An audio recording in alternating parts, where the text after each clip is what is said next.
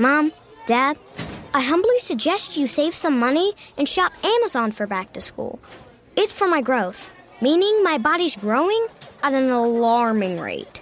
And clothes you buy me this year will be very small very soon. Plus, the clothes I love today will be out of style tomorrow. But at least your wallet doesn't have to be my fashion victim if you shop low prices for school at Amazon. Hopefully this is helpful. Amazon. Spend less, smile more.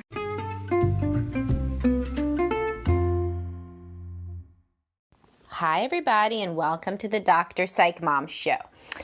Today, we're going to talk about why people have this cognitive distortion that their partner's personality is not consistent, and instead, the same parts of their partner's personality that are good in other contexts should somehow magically be modified around the partner. And I will discuss this in depth along with, it's pretty much my favorite topic overall, there's no free lunch. We have to, as adults, be objective about the fact that there are positives and negatives to everything, and that objectivity can allow for a healthier and more balanced worldview, as well as a healthier and more balanced relationship and expectations for a relationship. Before we do that, I must tell you to subscribe, because the next one coming up right after this is going to be on why it is actually a positive thing for women to complain about how much sex you want within an intimate, loving relationship. So a lot of particularly rejection sensitive or preoccupied attachment, those are basically similar, same kind of construct. Men take this the wrong way. So if they were to overhear or even to be told directly, oh my God, you want sex all the time, there are ways that that is positive, that isn't always negative. And we will discuss the differences between when it's positive and negative and why it's actually kind of a good thing in the majority of relationships, and what it is a proxy variable for. So hopefully that piqued your interest enough to subscribe, because the subscription's pretty cheap when you compare it in any way to ongoing therapy. It is really almost free. It is $5.99 a month, and you get like unlimited access. I have like hundreds of episodes, and a quarter of them are going to be, and are actually by now, subscription only. So anyhow, let's move on to today's topic. So today's topic is why there is no free lunch with your partner's personality. And this is something that you really need to introspect about. So pick the thing that most annoys you about your partner. So for a lot of women, it'll be that the guy's arrogant. So, okay, he's arrogant. What else do you like about your partner? If he's an arrogant guy, it's usually that he was ambitious, that he was independent, that he does his own thing, that he doesn't give a shit what people think, that he can make his own path. Maybe he's self-made. Maybe he manages other people as his job. Maybe he created a business. Who the fuck knows? But he did some pretty kind of alpha stuff that you like. Now, how in the world is this man then going to fall into line like a little pussycat when you want him to do that? It's just not going to happen.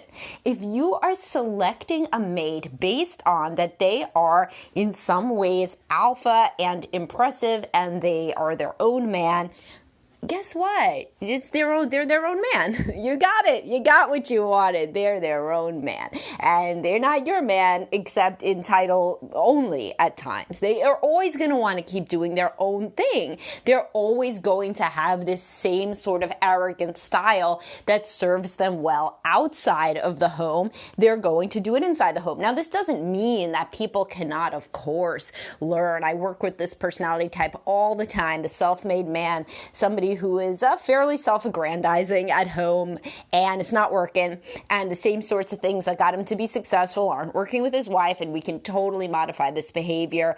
We can't create him into a different person, certainly not, but he can at least understand and empathize with his wife's perspective, and perhaps on the margins he can grow more communicative and even have a little bit less of a cocky attitude. But is he going to have a personality replacement? Is there some sort of a surgical excising of his arrogance and replacing with only niceness only to you, but he still is successful in the same kind of alpha way outside? No, this is crazy. So you certainly Couples counseling, again, and individual counseling can help people modify certain core aspects of their communication style. However, you, on the other hand, have to say, what are the key components of my partner's personality that, in fact, are positive, that I used to think of as good in all these other ways, but then somehow did I have a fantasy that this would change when it came to me and or the children? Frequently people do, so again, that same arrogant guy, he's going to be kind of a dick when he's playing basketball with your son or whatever. He's going to trash talk a little bit with your teenage son.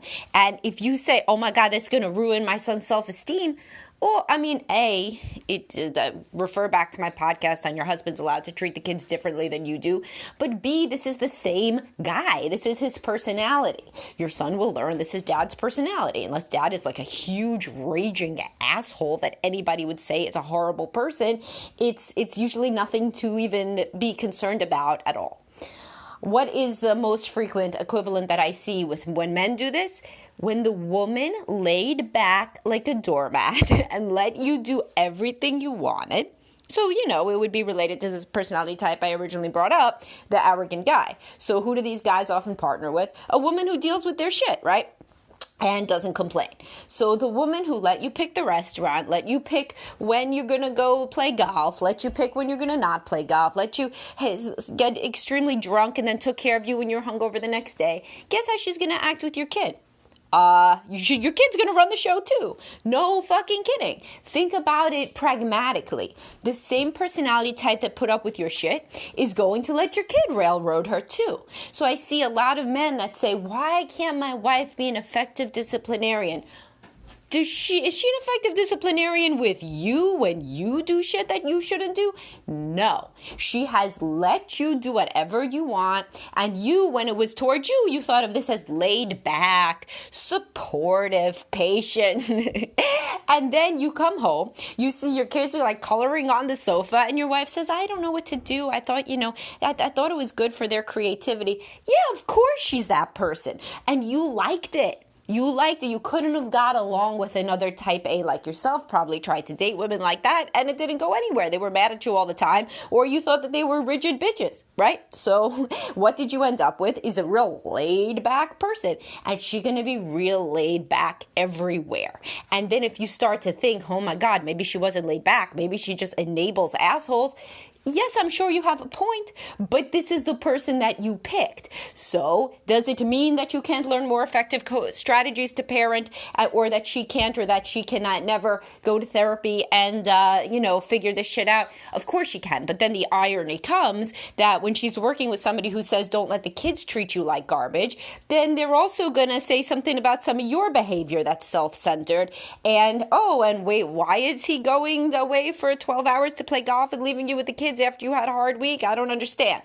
So there's no free lunch. Either somebody is one way with you and the world, or they're not. There are not a lot of, in this example, there's not a lot of women who are going to be real soft, easy, loving, and patient with you, but then not that with the children. With the children, be more of a hard ass, maybe the tiger mom that you yourself had that got you to be such an alpha, or whatever. She can't be two different people at the same time. It doesn't make any sense, nor can the arrogant guy.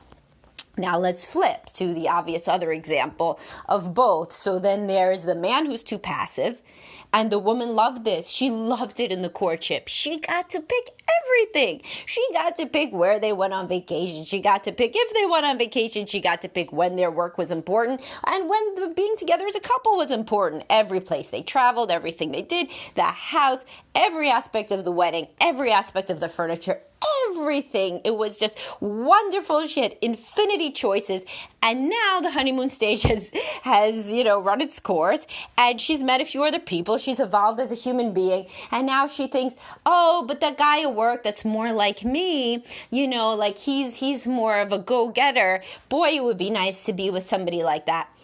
Yeah, but guess what? Guess who would not have been able to pick the entire wedding down to whatever crazy shit you had for like the entire wedding week or whatever? Like that guy would have been like, I don't care. I don't even want to do a big wedding. I've always felt like eloping. That's what we're going to do. And that would not have flown. So this isn't to say that you can't, that it's not normal to have kind of a fantasy that your partner can do and be everything, nor that it's not normal to say, oh, I wish sometimes that I could, have sex with that guy at work, but I'm not going to, would be how the healthier response style would be, because I'm loving and committed to my partner. And you know what? My partner is really who I picked. And I picked him for these exact same personality traits that now are annoying. So for example, this woman frequently, it's directly what I said before about the gender inverse. She'll be like, why doesn't he tell the kids? Why doesn't he give stricter rules to the kids? Why does he let the kids walk all over him? That's the funniest one. Why does he let the kids walk all over him? What did he do with you?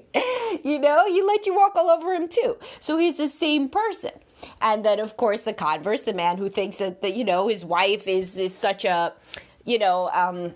bitch with the kids, and why is she making them do this, and this, and she's not very warm, and she's always up their ass. She was the same thing with you. And these are frequently the men that say, oh, it was so great. When I met my wife, I had no direction in life. And she helped me with the finances. She helped me build this business. She encouraged me to go back to school. I hear this stuff all the time. And then it's like she's doing the same tiger mom stuff with the kids. She was basically a tiger girlfriend, and she's going to be the same person. So this does not mean that all of a sudden, given this podcast, your life problems disappear. It's just like the basic idea of cognitive reframing is to understand that things make sense. Things are consistent. There are positives and there are negatives. And your life isn't all negative, or it's not all positive either, but it's not all negative. It isn't like, oh, I'm in such this terrible situation because my wife is so hard on my children, and this is, the worst thing in the whole world. It's like to say, well, I liked parts of it. Parts of this were good for me. I wonder then if parts of it are also going to be good for the kids, in this type of example. But it's like this with everything. Like if you got this woman who is super hot, sexy, and flirtatious, and this is the most exciting woman you were ever with, you met her at a party, you went home with her the first night, she's not going to put on, an Amish outfit after you're married, and never look at another man with full eye contact.